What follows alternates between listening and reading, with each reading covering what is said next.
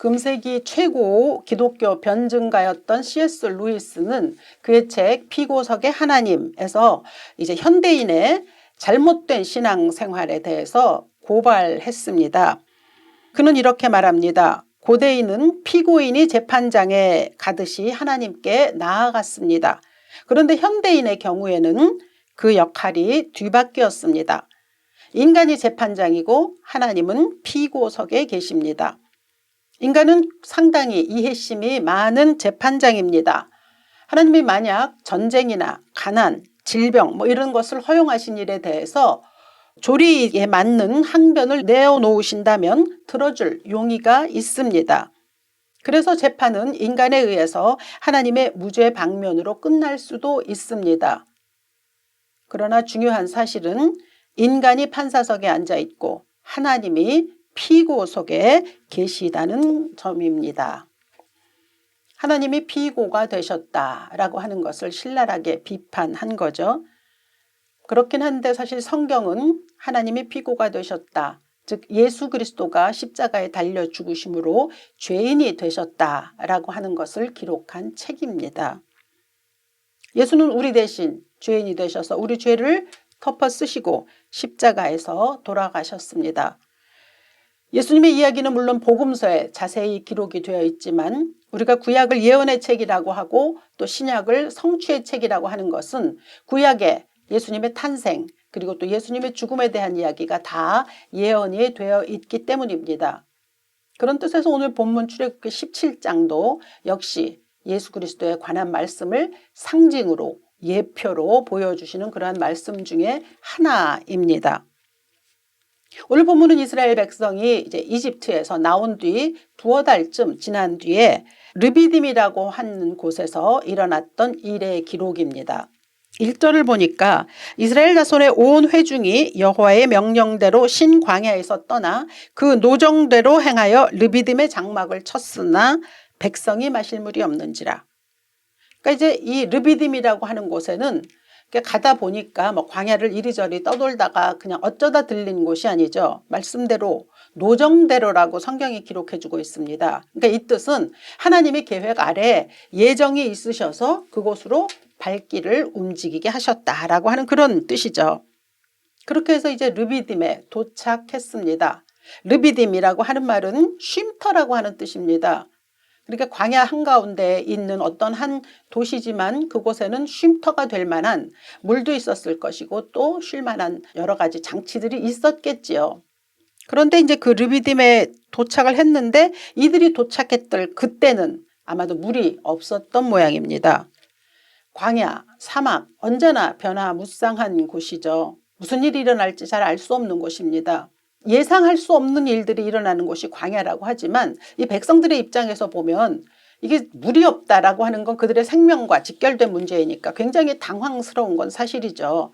그렇지만 그들이 애굽에서 나오면서부터 요 앞에도 몇 가지 사건들이 있었거든요. 근데 그때마다 하나님이 다 해결해 주셨습니다. 그러니까 지금 이때 물이 없다라고 하면 이 문제 또한 하나님께서 어떻게든 해결하실 것이라고 생각할 수 있거든요. 그런데 그렇게 하지 못했습니다.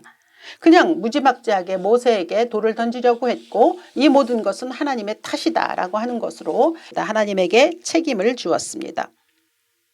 오래전에 독일에서 귄터 루텐보른이라고 한 사람이 쓴 요나의 표적이라고 하는 연극이 무대에 올려진 적이 있습니다. 이 연극은 아우슈비츠의 실상을 폭로하는 연극이었는데 그때 그 사람들은 그걸 단순히 그 연극만 관람한 게 아니라 연극이 끝난 후에는 이제 모두가 모여서 토론을 벌였다고 합니다.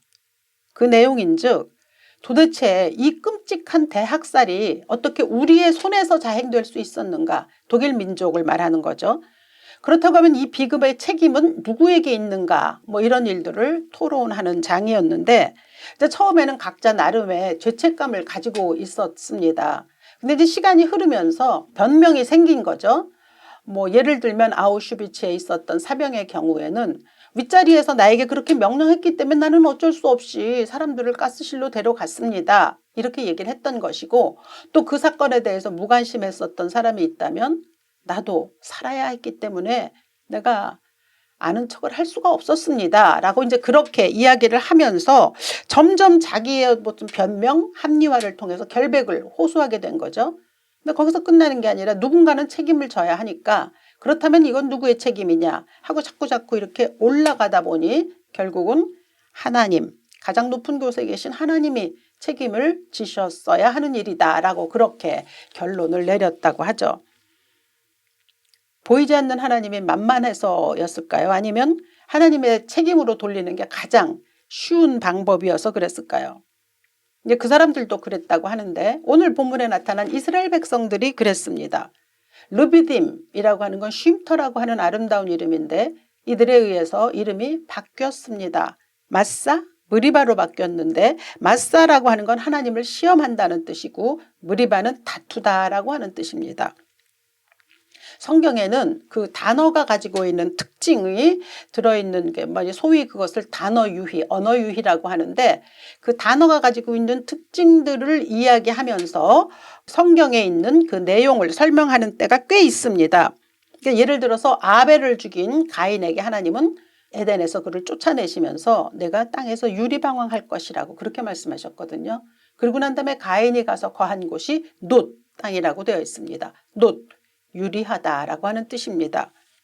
또 창세기 11장에 나오는 바벨탑의 사건, 하나님의 명령을 불순종하고 그들이 자기 마음대로 탑을 쌓았죠. 그때 하나님께서 그들을 흩어놓으시고 물론 언어를 각기 다르게 해서 모든 것이 복잡하게 만드셨거든요. 바벨이라고 하는 이름의 뜻은 혼잡이라고 하는 뜻입니다. 그러니까 하나님의 뜻대로 살지 않거나 또 하나님의 명령에 불순종하거나 그렇게 되면은 유리하는 삶이 될 수 있고 또 모든 것이 복잡하고 혼잡스러워진다라고 하는 것들을 발견할 수가 있습니다. 오늘 현대에도 북극의 얼음이 자꾸 녹잖아요. 그래서 이제 북극은 더 이상 북극이 아니다라고 하는 말들도 있고요. 이런 기후 환경으로 인해서 지구가 이제 그 수명을 다했다라고 하는 과학자들의 이야기도 있습니다. 머지않아 종말을 맞을 것이다 라고 그렇게 예견하는 것들이 점점 많아지고 있습니다. 근데 이 모두는 창조주 하나님의 뜻에 합당하게 살지 않았던 인간들의 책임이죠. 하나님의 뜻대로 살지 않는 사람들을 향하여 성경은 끊임없이 경고합니다. 시편 기자는 95편 8절 9절에서 이렇게 말했습니다.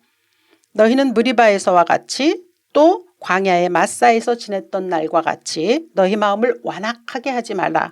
그때에 너희 조상들이 내가 행한 일을 보고서도 나를 시험하고 조사하였도다 라고 그렇게 시대를 초월하여 우리에게 주는 경고의 말씀을 전했습니다.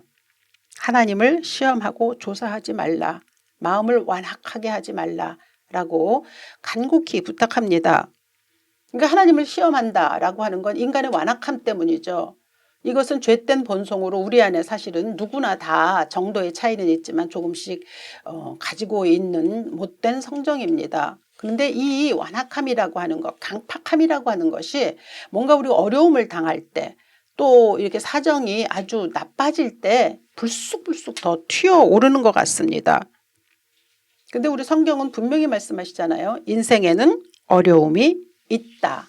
인생엔 틀림없이 어려움이 있다라고 하는 말씀을 신명기서 8장 2절은 우리에게 말씀하십니다. 내 하나님 여호와께서 이 40년 동안에 내게 광야길을 걷게 하신 것을 기억하라.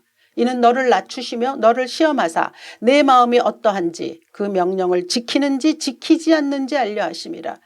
그 광야길이라는 건 당연히 힘든 길입니다. 어려운 길입니다. 근데 그 어려운 길을 하나님이 허락하신 이유는 그 안에서 우리가 하나님의 뜻대로 사는가, 하나님의 명령을 지키며 사는가, 그렇지 않은가를 보려고 하나님이 광야길로 인도하셨다고 성경은 분명하게 우리에게 전해 줍니다.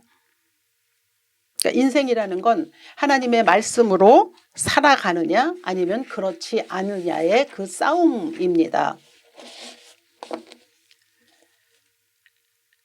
하나님의 말씀대로 살아간다고 하지만 그래도 우리의 삶에서는 참 가끔가다 예상하지 못한 수많은 난관을 만나지 않습니까? 그러면 그런 것 같아요. 마치 철없는 자식이 지 인생이 잘 안 풀릴 때 꼭 부모 탓합니다. 그리고 또 사람들도 길 가다가 돌부리에 부딪혀서 넘어지면 애는 돌 탓을 하는 경우가 있거든요. 근데 그건 아니라는 거죠. 이 인생이라는 건 우리 앞에 얼마든지 그렇게 장애물이 있을 수도 있고 잘 안 풀릴 수도 있다라는 거죠. 광야라는 자체가 그런 거 아닙니까? 르비딤이 쉼터였지만 어느 날 갑자기 그곳에 물이 마르는 경우도 있다는 것을 성경은 우리에게 보여줍니다. 그러면서 우리에게 알려주는 것은 노정대로 하나님의 예정대로 그 물이 없는 곳으로 가는 것도 분명한 하나님의 뜻이 있다라고 하니까 우리가 더 중요시 여겨야 하는 건 지금 내 앞에 물이 있다 없다가 아니라 하나님의 뜻이 있다라고 하는 바로 그 점이죠. 근데 이제 우선 우리의 삶에서 원망하지 말아라, 뭐 불평하지 말아라, 뭐 하나님의 뜻을 알아보자, 뭐 이런 것들은 많이 주어지는 말씀입니다. 근데 오늘 본문을 통해서 그런 도덕적인 권면 그것을 여러분들에게 전하고 싶은 것이 아니라 오늘 본문의 가장 중요한 포인트라고 하는 것은 그렇게 살지 못하는 하나님의 뜻대로 살지 못하는 우리를 위해서 하나님께서 어떤 일을 행하셨냐 하는 데 대한 중요한 포인트가 있습니다. 하나님께서는 당신의 뜻대로 살지 못하는 인간을 그대로 모른 척하지 않으셨다는 거예요.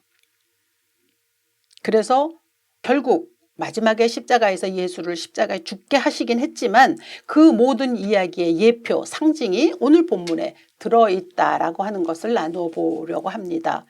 지금은 사순절 기간이거든요. 사순절 기간에 우리에게 주어진 교회력으로 인한 본문은 대부분이 다 십자가의 예수에 대한 말씀입니다. 그래서 오늘 이 출애굽기 17장에 나와 있는 이 말씀이 이 르비딤에서 일어난 사건이 무리바라고 하는 다툼이라고 하는 그리고 하나님을 시험했다라고 하는 마사로 바뀌게 된 데는 이 사람들의 잘못된 그러한 일들이 있는데 그것이 어떤 식으로 표현이 되고 어떤 식으로 해석이 돼야 하느냐라고 하는 것을 좀 찾아보려고 합니다. 이 말씀이 우리가 제대로 이해되기 위해서는 여기에서 사용되었던 다툼이라고 하는 용어를 살펴야 합니다. 다툼, 무리바.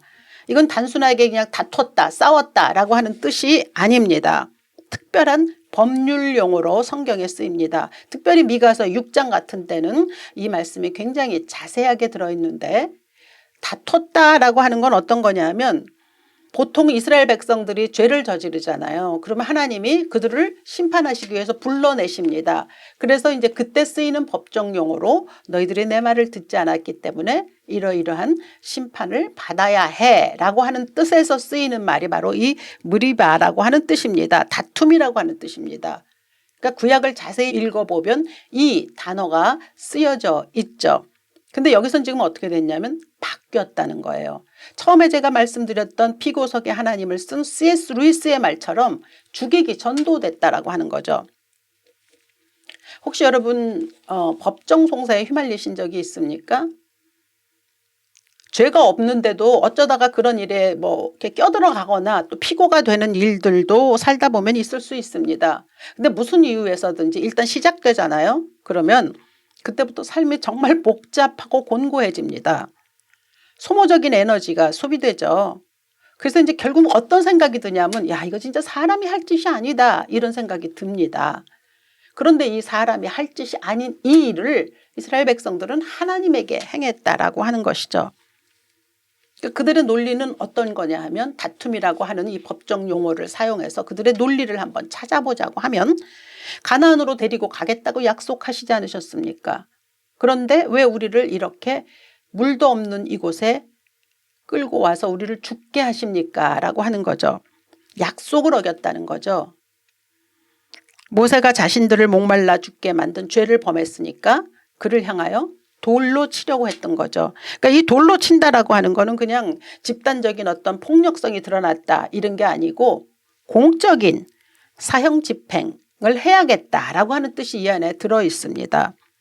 그리고 모세에게 돌을 던진다는 것은 즉 하나님을 시험하는 것과 같죠. 보이지 않냐는 하나님을 향해서 어떻게 할 수 없기 때문에 그 하나님의 대리자로 세우신 모세에게 돌을 던져서 우리가 이 약속을 어기신 일에 대한 것들을 해결해야겠습니다라고 자기들이 이 재판을 끌고 가는 거고 자기들 마음대로 이 심판을 적용하고 있는 것이죠.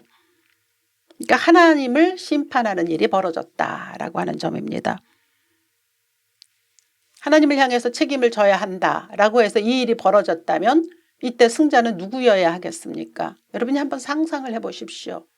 누군가 원고가 있고 누군가 피고가 있는 법정에서 원고가 피고를 향하여서 너는 마땅히 죽어야 해 라고 했을 때 재판관이 어떻게 이것을 내리겠습니까?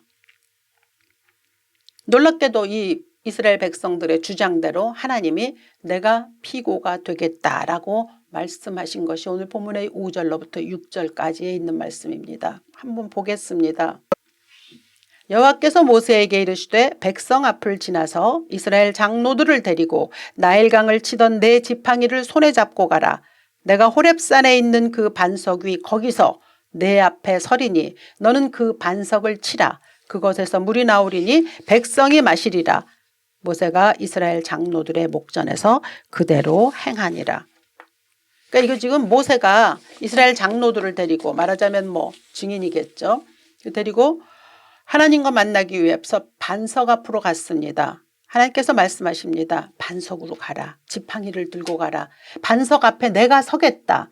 즉 다시 말하면 당신이 반석이라는 뜻입니다. 여러분 구약에서는 반석이 하나님을 상징하는 말씀들이 수도 없이 등장합니다. 너희는 우리 하나님께 위엄을 돌릴지어다. 그는 반석이시다.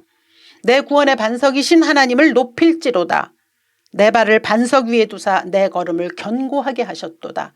반석이 하나님이십니다. 그런데 그 반석 위에 지금 하나님이 서 계십니다. 그리고 말씀합니다. 지팡이로 반석을 내리쳐라. 모세는 지팡이를 들고 그 앞으로 갔습니다. 그 지팡이가 어떤 지팡이입니까? 나일강에서 그 지팡이를 물에 대자 그게 피로 변하지 않았습니까?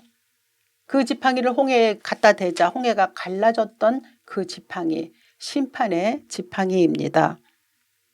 근데 지금 하나님이 인간 앞에 피고로 서 계신 그 장면을 묘사해 주는 것이 바로 이 출애굽기 17장 5절로부터 6절까지에 있는 이 말씀입니다. 반석을 치라.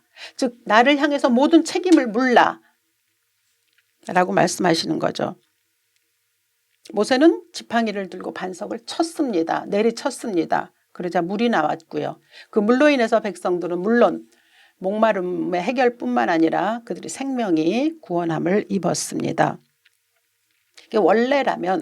원래라면 이 다툼이라고 하는 말이 어떻게 쓰여 있는지 구약에 나와 있는 모든 사례를 보더라도 이것은 사실은 하나님의 행하시는 일이었기 때문에 그렇게 될 수 없는 일이었는데 이 인간들이 하나님을 피고로 만들었습니다. 그런데 하나님 그렇게 그 앞에 피고로 서 계셨습니다. 하나님이 죄를 지으신 것이 아님에도 불구하고 그렇게 되었습니다. 사실 백성들이 하나님의 신실하심에 대해서 무지했습니다. 노정대로 가는 거라고 얘기했는데 전혀 불신앙을 가지고 있었습니다. 하나님을 시험했습니다. 과연 지금 우리 중에 계신 거야? 계신다면 이런 일들이 일어날 수 없는 거지 라고 생각했던 거죠. 근데 하나님이 스스로 자청하셔서 그래 내가 잘못했으니 나에게 모든 죄를 돌려라 라고 그렇게 말씀하시고 나를 향해 지팡이로 내리쳐라 해서 모세가 그것을 내리쳤습니다. 그리고 물이 터져 나왔습니다. 이것을 속량, 대속이라고 합니다. 속량, 뒤집어 쓴다는 소리죠. 대신 죄를 속하다, 죄를 덮어 쓰다 라고 하는 것이죠. 속량, 대속하면 뭐가 떠오르십니까? 당연히 예수 그리스도의 십자가의 사건이 떠오릅니다. 그러므로 이 출애굽기 17장에 하나님이 피고가 되셨다라고 하는 건 신약에서의 예수 그리스도의 십자가 사건의 예표가 됩니다. 고린도전서 10장에서 바울이 얘기했죠. 우리 조상들은 모세에게 속하여 다 같은 신령한 음식을 먹고 다 같은 신령한 음료를 마셨으니 이는 그들을 따르는 신령한 반석으로부터 마셨음에 그 반석은 곧 그리스도시라. 반석은 누구? 예수 그리스도입니다. 구약에서의 반석은 하나님이시고 신약에서의 반석은 예수 그리스도이십니다. 즉 이 출애굽기 17장에 나와 있는 사건은 단순히 그저 목이 말라서 하나님께 불평해서 물을 주었다라고 하는 이런 사건의 개요이기보다는 영적인 깊이가 들어있는 말씀입니다.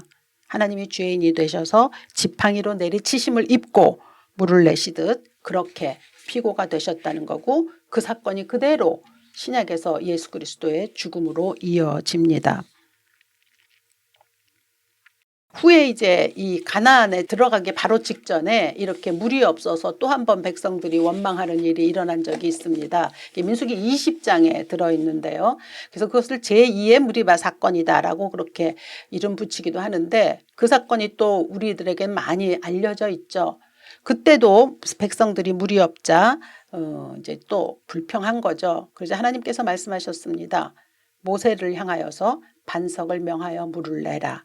그런데 그때 모세가 어떻게 했느냐면 반석을 그냥 내리쳤습니다. 그래서 이제 일단 물이 나왔고 백성들이 또 물을 먹을 수 있게 되었죠. 그런데 그때 반석에게 명하여 물을 내라고 하셨을 때, 모세가 반석을 내리쳤을 때 하나님이 분명히 말씀하셨습니다. 너는 나를 믿지 아니하고 내 거룩함을 나타내지 아니한 고로 가나안에 들어갈 수 없다. 사람들은 뭐 모세가 혈기를 부려서 그래서 가나안에 들어가지 못했다라고 뭐 이렇게 말하기도 하는데, 그거 아닙니다. 그렇기로 하자 그러면 뭐 혈기 있는 사람은 다 구원받지 못하는 거잖아요. 이 말씀 속에는 하나님이 분명히 이유를 말씀해 주셨어요. 내 거룩함을 훼손했다. 그 거룩함을 훼손한 게 무엇이겠습니까? 이것에 대해서 구약학자이자 또 웨스트민스터 신학교 교수였던 에드워드 클라우니 박사는, 모세가 지팡이로 반석을 내리쳤다라고 하는 그 사건은 그 르비딤에서 있었던 그 한 번으로 족했던 것인데, 지금 이 또다시 이 사건을 일으킨 것은, 그것은 모세가 그것도 명하여 물을 내라고 하는 걸 자기 마음대로 내리쳤다라고 하는 것은 하나님의 거룩하심을 훼손한, 그러니까 내리치심을 입는 건 한 번이면 좋겠다는 거죠. 그거 뭐 우리가 쉽게 설명하자고 하면 십자가에서 달려 돌아가시는 일은 한 번이면 족한 거 아닙니까? 그런데 모세가 여기서 자기 임의대로 그런 일을 행했기 때문에 그에게 가나안을 들어갈 수 없다고 하신 말씀은 너무도 당연한 처사다라고 그렇게 해석해 주었습니다. 하나님께서 우리의 죄에 대해서 모른 척하지 않으신 사건, 그것이 오늘 출애굽기 17장에 나온 이 르비딤에서 있었던 사건입니다. 출애굽기에 나와 있지만 십자가 사건을 예시하신 그러한 말씀이기도 합니다. 하나님이 우리를 위해, 그때 이스라엘 백성들이 죄를 졌지만 이스라엘 백성들을 대신해서 하나님의 지팡이로 내리치심을 입었듯이, 예수 그리스도의 십자가에 달리심은 그 예수 그리스도를 십자가에 못 박으라고 외쳤던 그 백성들의 무지함을 그대로 덮어 쓰시고 달려 돌아가신 것과 같습니다. 우리의 명예를 위해라고 하는 것에서 실화에 기초한 이야기를 하나 소개하려고 합니다. 미국으로 이민 가서 열심히 살던 가족이 있었습니다. 그런데 그 큰아들이 왕따를 당한 거죠. 그러니까 왕따가 너무 심해지다 보니까 이 아이가 이제 점점 좀 난폭해졌겠죠. 그래서 학교에 뭐 기물을 파괴한다든지 하는 일들이 있다. 이제 점점 이러한 일들이 심화되는 바람에 퇴학을 당했고, 퇴학에서 그쳐진 게 아니라 교도소까지 가게 되는 일이 발생했습니다. 그렇게 되자 동네 사람들, 그리고 한인 교포 사회, 그리고 이들이 다니던 교회까지 다 그들에게 따가운 시선을 보냈습니다. 그럴 때 그 아버지가 가족을 모아놓고 이야기했습니다. 내 아들의 잘못은 나의 잘못이다. 그러니 우리가 이 잘못에 대해서 무언가 행위로 이를 나타내자 하고, 가족들을 이끌고 매주 학교를 찾아가서 그 학교를 청소하고 또 뭐가 잘못된 곳이 있으면 보살피는 일들을 했습니다. 근데 그 일이 한두 번에 그친 게 아니라 지속적으로 이루어졌거든요. 그러자 AP 통신 기자가 그를 찾아서 인터뷰한 후에 내놓은 기사는 다음과 같습니다. 가족의 명예와 아들을 위해서 부모가 모른 채 하지 않았다라고 그렇게 기사를 적었습니다. 그래서 이게 많이 사람들에게 회자되고 있는 실화입니다. 가족의 명예, 아들을 위해서 모른 척하지 않았다는 거죠. 그 잘못을 그대로 자신이 뒤집어 쓰고 그 일들을 행했다라고 하는 거죠. 당신의 자녀인 우리의 명예를 위해서 우리의 잘못과 죄를 모른 척하지 아니하고 뒤집어 쓰신 그 하나님이십니다. 구약에서 지팡이로 내리치심을 입고 그리고 물이 터져나듯이 신약에서 십자가에서 피고가 되어 물과 피를 쏟고 죽임을 당하시듯이 그렇게 하나님은 피고가 되셨고 예수 그리스도는 죄인이 되셨습니다. 우리를 향한 하나님의 대속적인 사랑을 보여주는 말씀입니다. 4월 9일 부활절이 오기까지 우리는 사순절의 기간을 보냅니다. 그래서 이 기간 동안에는 특별히 십자가를 묵상하기도 하고 생각하기도 하는 그런 기간이기도 하죠. 우리를 향한 대속의 사랑, 모른 척하지 아니하시고 문제 해결을 위해서 직접 십자가에 달리신 예수 그리스도, 그리고 그 일을 보여주신 우리 반석에서 지팡이로 내리치심을 입은 그 하나님, 그분에 대해서 묵상하는 기간이 되시기를 바랍니다. 그러면서도 사실 우리는 여전히 삶에서는 매번 그러지 않습니까? 하나님이 우리 가운데 계신가 계시지 않는가 뭐 이걸 의심하잖아요. 그렇게 우리가 의심하는 것까지도 하나님 다 아십니다. 그리고 하나님은 분명히 우리 가운데 계십니다. 그러니까 그 문제 가지고 하나님이 계신가 계시지 않는가, 왜 내 삶은 이런가 뭐 이런 거 갖고 자꾸 씨름할 필요가 없습니다. 하나님 우리 삶에 계시고 다만 내 삶의 문제로 인해서 내가 그것을 잘 못 볼 뿐이죠. 우리 인간의 연약함이죠. 근데 그 연약함을 위해서 하나님이 그렇게 대신 피고가 되셨다는 것이 아닙니까? 인생은 하나님의 말씀으로 사느냐 살지 않느냐의 그 싸움입니다. 주께서 신명기에서 말씀하신 것처럼 내가 내 말을 지키느냐 지키지 않느냐를 위해서 보기 위함이라고 말씀하셨으니까 더 이상 이렇게 우리 안에 계신가 계시지 않는가 고민하시지 마십시오. 부모는 자식을 모른 척할 수 없습니다. 그렇지 않습니까? 하나님은 우리를 모른 척 하시지 않아요. 그래서 예수 그리스도를 보내신 거 아닙니까? 로마서에서 말씀하시듯이 자기 아들을 아끼지 아니하시고 우리 모든 사람을 위해 내주신 그 하나님의 사랑, 그 말씀이 기록되어 있지 않습니까? 그 사랑이 십자가의 사건이고 우리는 그 사랑으로 살아가고 있습니다. 이 하나님의 사랑이 사순절을 보내는 요즘에 특별히 여러분의 심령 속에 충만하게 임해서 그리스도의 사랑을 더 많이 체험하실 수 있는 여러분 되시기를 이 아침 주 예수의 이름으로 축원합니다. 살아계신 아버지, 이제 또 세상은 바뀌어서 자그마한 씨앗들이 또 싹을 틔우고 있습니다. 부활의 때를 찬란하게 맞기 위해서 우리가 그 부활의 예수를 사랑하기 위해서 우리는 또 함께 고난에 순환에 묵상할 수 있어야 될 줄로 믿습니다. 하나님께서는 우리를 모른 척하지 아니하시고 우리의 모든 연약함을 다 받아주시고 그 일을 위해서 행하시는 주님의 사랑을 더욱더 묵상하는 사순절 기간 될 수 있도록 축복하시고, 그리고 또 하나님께서 늘 우리와 함께 하시는 그 사랑을 감격하며 살아갈 수 있는 우리 모든 식구들 될 수 있도록 은총을 내려 주시옵소서. 감사드리며 주 예수 이름으로 기도합니다. 아멘.